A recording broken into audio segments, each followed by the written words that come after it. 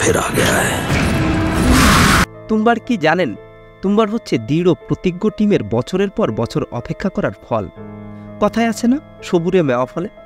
তুম্বারের team ঠিক সেটাই পেয়েছে যেটা তারা ডিজার্ভ করে।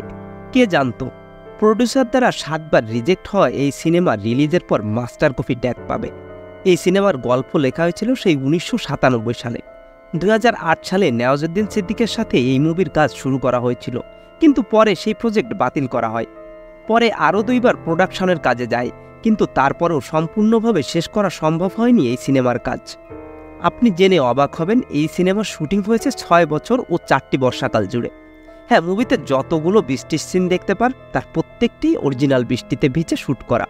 এর সিনেমাটোগ্রাফি যে এত অসাধারণ সেটি কিন্তু শুধু নয়।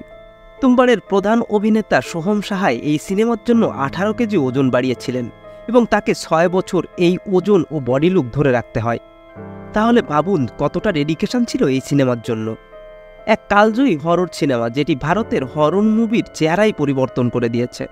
হরর ক্যাটাগরিতে এর থেকে ভালো সিনেমা আর ভারতে খুঁজে পাওয়া সম্ভব না। এই সিনেমার উদ্দেশ্য ছিল মানুষের লোভ লালসা তাকে কতটা নিচে নামাতে পারে সেটা স্ক্রিনে তুলে ধরা। লোভের ফলে মানুষের কী পরিণতি হতে পারে সেটা মানুষের সামনে তুলে ধরেছে এই সিনেমা। এই সামাজিক মেসেজের কারণেই আর 5টা হরর সিনেমা থেকে তুম্বার এত আলাদা। এই সিনেমা 6 বছর পার করার পর ঘোষণা আসলো দ্বিতীয় পার্টের। মাত্র 5 কোটি রুপিতে নির্মিত হয়েছিল তুম্বার, তবে তার 10 গুণ বেড়ে তুম্বার 2 নির্মাণ হলেও সেটিতে অবাক হওয়ার কিছু নেই। আর তখন এই সিনেমাটি ইনকাম করেছিল 13.5 কোটি রুপি।